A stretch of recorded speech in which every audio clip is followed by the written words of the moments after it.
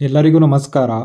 ಇಂದಿನ ವಿಡಿಯೋದಲ್ಲಿ ಯಾವ ವಿಷಯವನ್ನು ನಿಮಗೆ ತಿಳಿಸಲು ಹೊರಟಿದ್ದೀನಿ ಅಂತ ಅಂದರೆ, ಕೇಂದ್ರ ಸರ್ಕಾರ ಮುಂಬರುವ ಬಜೆಟ್ನಲ್ಲಿ ಒಂದು ಯೋಜನೆಯನ್ನು ಜಾರಿಗೆ ತರಲು ಚಿಂತನೆ ನಡೆಸ್ತಾ ಇದೆ.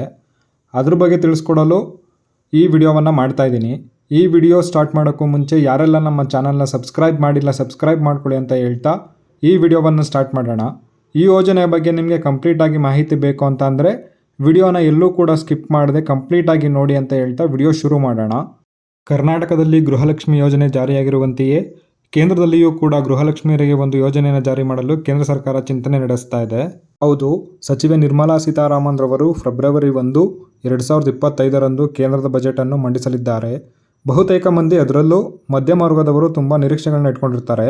ಹಾಗಾದರೆ ಬಹುನಿರೀಕ್ಷಿತ ಯೋಜನೆಗಳ ಭಾಗವಾಗಿ ಮಹಿಳೆಯರ ಖಾತೆಗೆ ಹಣ ವರ್ಗಾವಣೆ ಮಾಡುವ ಯೋಜನೆಯನ್ನು ಘೋಷಣೆ ಮಾಡುವಂತಹ ಸಾಧ್ಯತೆ ಇದೆ ಎನ್ನುವ ಕೂಗುಗಳು ಕೇಳಿ ಬರ್ತಾ ಇದೆ.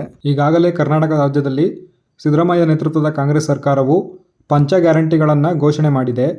ಈ ಪೈಕಿ ಗೃಹಲಕ್ಷ್ಮಿ ಯೋಜನೆ ಅಡಿಯಲ್ಲಿ ಪ್ರತಿ ತಿಂಗಳು ಮನೆ ಜಮಾನಿ ಖಾತೆಗೆ 2,000 ರೂಪಾಯಿ ಹಣವನ್ನು ಹಾಕಲಾಗ್ತಾ ಇದೆ. ಈ ರೀತಿಯಲ್ಲೇ ಕೇಂದ್ರ ಸರ್ಕಾರವು ಕೂಡ ಮಹಿಳೆಯರ ಖಾತೆಗೆ ಹಣ ವರ್ಗಾವಣೆ ಮಾಡುವ ಯೋಜನೆಯನ್ನು ಮುಂಬರುವ ಬಜೆಟ್ನಲ್ಲಿ ಘೋಷಣೆ ಮಾಡುವ ಸಾಧ್ಯತೆ ಇದೆ ಎನ್ನುವ ಮಾತುಗಳು ಕೇಳಿ ಬರ್ತಾ ಇವೆ. ಇನ್ನು ಸಚಿವೆ ಆದಂತಹ ನಿರ್ಮಲಾ ಸೀತಾರಾಮನ್ ರವರು ಫೆಬ್ರವರಿ 1, 2025 ಕೇಂದ್ರ ಬಜೆಟನ್ನು ಮಂಡನೆ ಮಾಡಲಿದ್ದಾರೆ. ಮಹಿಳೆಯರಿಗೆ ನೆರವಾಗುವ ಹಿನ್ನೆಲೆ ಅವರ ಖಾತೆಗೆ ಹಣ ವರ್ಗಾವಣೆ ಮಾಡುವ ಯೋಜನೆಯನ್ನು ಜಾರಿಗೆ ತರುವ ಕುರಿತು ಕೇಂದ್ರ ಸರ್ಕಾರ ಬಜೆಟ್ನಲ್ಲಿ ಘೋಷಣೆ ಮಾಡುವಂತಹ ಸಾಧ್ಯತೆ ಇದೆ. ಇನ್ನು ಹಣಕಾಸಿನ ಸಚಿವೆ ನಿರ್ಮಲಾ ಸೀತಾರಾಮನ್ ಫೆಬ್ರವರಿ 1, 2025 ಬಜೆಟನ್ನು ಮಂಡನೆ ಮಾಡುವ ಮೂಲಕ ಅವರು ಸತತ 8ನೇ ಬಾರಿಗೆ ಬಜೆಟ್ ಮಂಡಿಸಿದ ಕೀರ್ತಿಗೆ ಪಾತ್ರರಾಗ್ತಾರೆ. ಇನ್ನು ಆರ್ಥಿಕ ತಜ್ಞರ ಪ್ರಕಾರ ಮಹಿಳೆಯರಿಗೆ ಸಹಾಯ ಆಗುವ ನಿಟ್ಟಿನಲ್ಲಿ ಬಜೆಟ್ನಲ್ಲಿ ಕೇಂದ್ರ ಹಣ ವರ್ಗಾವಣೆ ಮಾಡುವ ಯೋಜನೆಯನ್ನು ಬಜೆಟ್ನಲ್ಲಿ ಘೋಷಣೆ ಮಾಡುವ ಸಾಧ್ಯತೆ ಇದೆ. ನಮ್ಮ ಕರ್ನಾಟಕ ರಾಜ್ಯದಲ್ಲಿ ಮಹಿಳೆಯರಿಗೆ ಗೃಹಲಕ್ಷ್ಮಿ ಯೋಜನೆ ಜಾರಿಯಾಗಿರುವಂತೆಯೇ ಬೇರೆ ರಾಜ್ಯಗಳಲ್ಲೂ ಕೂಡ ಮಹಿಳೆಯರಿಗೆ ಯೋಜನೆಗಳನ್ನು ಮಾಡಿರುವಂಥದ್ದು. ಅವುಗಳು ಯಾವುವು ಅಂತ ನೋಡೋದಾದರೆ, ಮಧ್ಯಪ್ರದೇಶ ರಾಜ್ಯದಲ್ಲಿ ಲಾಡ್ಲಿ ಬೆಹನಾ ಎನ್ನುವ ಯೋಜನೆಯನ್ನು ಜಾರಿ ಮಾಡಿದ್ದಾರೆ. ಇಲ್ಲಿ ಒಂದು ತಿಂಗಳಿಗೆ ಮಹಿಳೆಯರಿಗೆ 1,250 ರೂಪಾಯಿ ಸಿಗುವಂಥದ್ದು.